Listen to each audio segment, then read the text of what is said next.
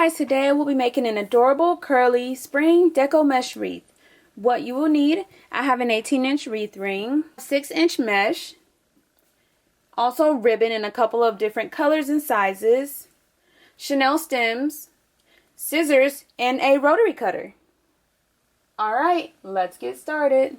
Alright, so I have cut all of my mesh into 8-inch long pieces, and I have cut my stems into thirds. Now what I'm going to do is make all of my bundles, and then once I get all the bundles made, I'll start placing them on the ring. I feel like this process is just a lot faster. When you have all the bundles made, it's easy to just place them on the ring one after the other. That's the way I prefer to do it. You can have as many pieces of mesh in each bundle as you prefer.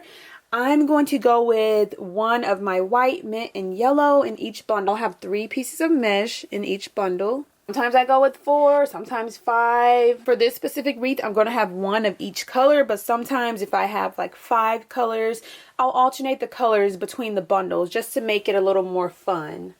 Alright, and I'm just going to roll my mesh to a curl. I'm going to do this for all 3 colors. Crisscross, and then same for my last color, crisscross.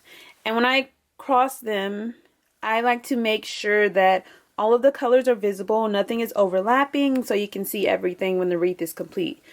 Scrunch it in the center, take my stem, and then twist it around my bundle, and then you can kind of flare it out and fluff it and make it look so cute.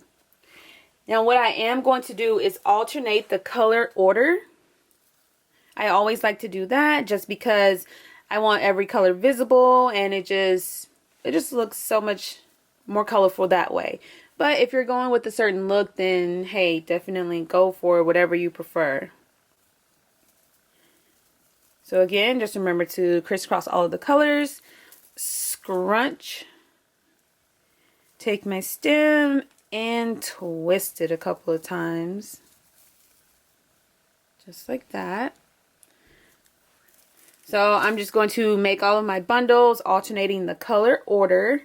Once they're all in place, then we'll start adding it to our wreath ring. Alright, so I'm going to go ahead and make all of my bundles, and then we'll move on to the next step.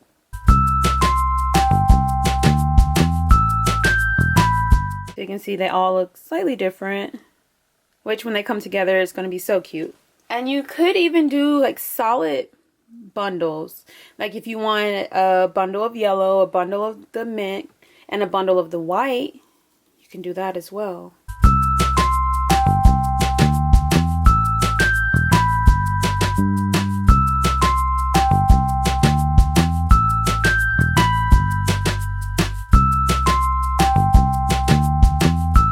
So now that I have all of my bundles made, we're going to start placing them on the wreath ring. I am using the 18-inch wreath ring, so the placement is going to be slightly different from if I were using the 16-inch wreath ring. But I will link videos in the description box down below showing you that method if you want to use a smaller ring instead. But for the larger wreath ring, you have a couple of options. You can go with just the center ring all the way around, or you can alternate from the outer, center, inner ring all the way around. What I usually do is alternate just because it makes for a fuller wreath. But again, if you want to go with 10-inch mesh and go with just the center ring, you can do that as well.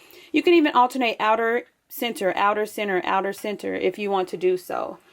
Possibilities are endless. I'm going to take my bundle and place it on the outer ring, twist it a couple of times, and tuck it away. And it will move a little bit. That's fine. Once you get more bundles placed, you will be able to kind of stabilize it better. The next bundle is going to go on the center ring.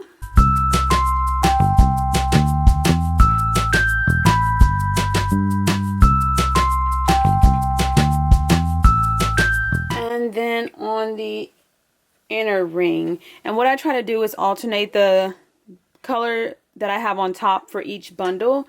Again, I feel like it just helps me to make sure each color is visible, and it looks just more fun and whimsical when you can see all the different colors and one isn't hidden away behind another. So again, you can like twist and adjust and maneuver, but I usually do that more so once I have more bundles placed.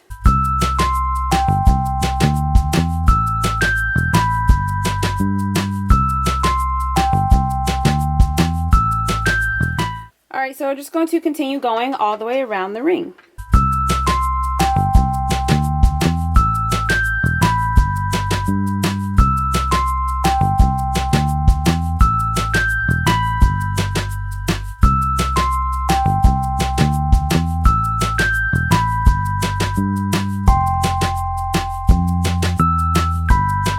So I've added bundles to half of my sections. It's looking so cute and curly already.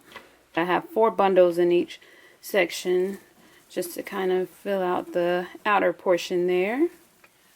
Alright, so once you have all the mesh in place, I just kind of adjust and maneuver because I can do so a little bit better now. You can definitely go with more or less, whatever you prefer, but I feel like that makes a pretty decent sized wreath. But you can definitely add any additional embellishments you'd like. You can add in ribbons, bows, flowers, an adorable sign to the center, whatever you prefer. Just have fun with it and make it your own. And I decided to add this adorable bow to my wreath. I will link a video in the description box down below showing you in more detail how to make an adorable and simple little bow.